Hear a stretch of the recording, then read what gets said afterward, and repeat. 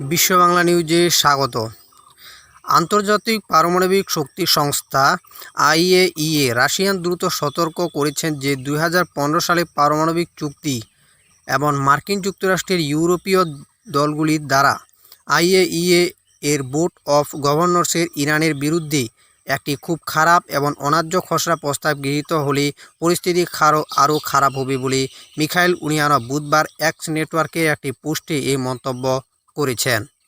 বোর্ডের বৈঠকের সাথে একযোগে যা সোমবার থেকে চলছে এবং শুক্রবার শেষ হওয়ার কথা। মঙ্গলবার আইএইএতে দাখিল করা খসড়া রেজলিউশনে ইরানকে তেহরানের উপর চাপ বাড়াতে তার পারমাণবিক বাধ্যবাধকতাগুলির সাথে অসম্মতি করার অভিযোগ আনা হয়েছে।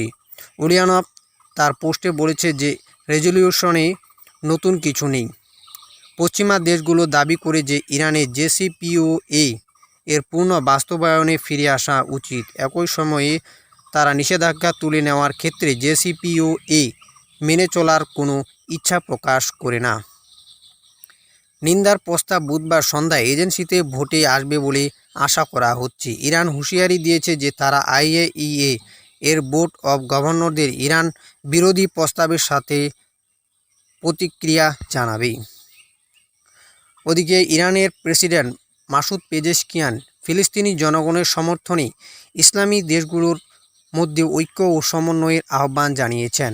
গাজায় ইহুদিবাসী শাসকের অপরাধ অবিলম্বে বন্ধ করার জন্য কূটনৈতিক ও রাজনৈতিক সক্ষমতার পূর্ণ ব্যবহার অব্যাহত থাকবে।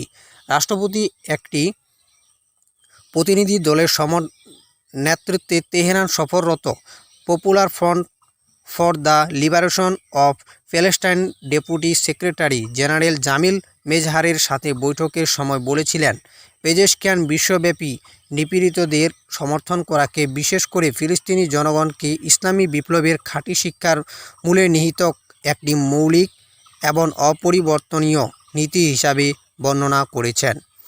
ইসরায়েলি শাসকদের চলমান নৃশংসতা এবং গাজায় ভয়াবহ মানবিক পরিস্থিতির কথা উল্লেখ করে রাষ্ট্রপতি বলেন, এই নিপীড়ন ও বর্বরতা অব্যাহত থাকার প্রাথমিক কারণ হলো ইসলামী দেশগুলোর মধ্যে ঐক্য, সংহতি ও সমন্বয়ের অভাব। তিনি আরও বলেন, আমরা যা চাই তা হলো ইসলামী বিশ্বে সম্প্রীতি, ভ্রাতৃত্ব এবং ভালো প্রতিবেশিতাকে শক্তিশালী করা এবং ফিলিস্তিনি কারণসহ আঞ্চলিক ও আন্তর্জাতিক ইস্যুতে ঐক্যবদ্ধ অবস্থান অর্জন করা। ওদিকে আইআরজিসি এর যুদ্ধ ক্ষমতার অভূতপূর্ব বৃদ্ধির কথা তুলে ধরে এর commander in chief general Hossain সালামি ঘোষণা করেছেন, আমাদের বাহিনী যে কোনো হুমকি মোকাবেলায় সম্পূর্ণরূপে প্রস্তুত এবং প্রতিটি সম্ভাব্য পরিস্থিতি মোকাবেলায় প্রস্তুত। ওদিকে পোল্যান্ডের প্রধানমন্ত্রী ডোনাল্ড টাস্ক বলেছেন, পার্লামেন্টে একটি গুরুত্বপূর্ণ আস্থা ভোটের আগে তার সমর্থক ইউরোপীয়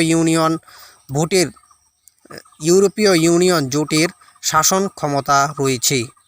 এই মাসের শুরুর দিকে দেশটির প্রেসিডেন্ট নির্বাচনে জাতীয়তাবাদী কারোল নওরোকির কাছে তার মিত্র নাফাল এজাস্তোস্কি পরাজিত হওয়ার পর তার সরকারের মৃত্যুর ভবিষ্যৎবাণীর প্ররোচনা দেওয়ার পরে টাস্ক ভোটের আহ্বান জানিয়েছিলেন। বুধবার ভোটের আগেই টাস্ক রাজনীতিবিদদের বলেন, পোল্যান্ডের শাসন করা একটি বিশেষ সুযোগ।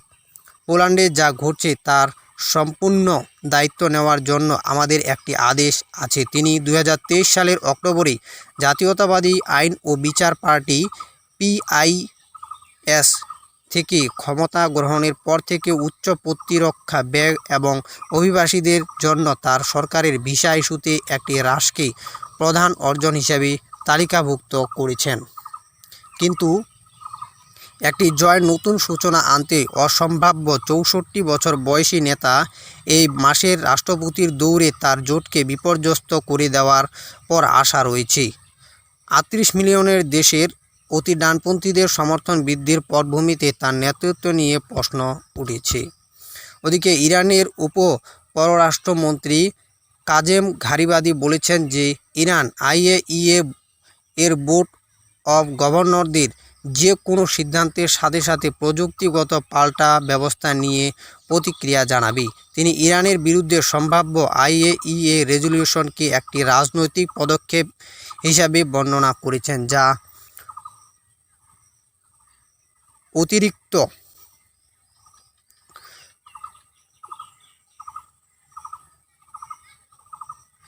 সংখ্যাগরিষ্ঠ সদস্য রাষ্ট্রের সমর্থন ছাড়াই পাশ হবে বলে আশা করা হচ্ছে। গারিবাদি জোর দিয়েছিলেন যে ইরান ইতিমধ্যে প্রয়োজনীয় সিদ্ধান্ত নিয়েছে, যা IAEA তার রেজলিউশন জারি করার মুহূর্তে বাস্তবায়ন করা হবে। তিনি জোর দিয়েছিলেন যে ইরানের পারমাণবিক কর্মসূচি কার্যকর এবং সিদ্ধান্তমূলক পদক্ষেপের মাধ্যমে অগ্রসর হতে থাকবে। যদিও ইরান উত্তেজনা চায় না, তিনি সতর্ক করে দিয়েছিলেন এটি তার জাতীয় স্বার্থকে হুমকির মুখে ফেলে এবং এমন যে কোনো পদক্ষেপের দৃঢ় প্রতিক্রিয়া জানাবে।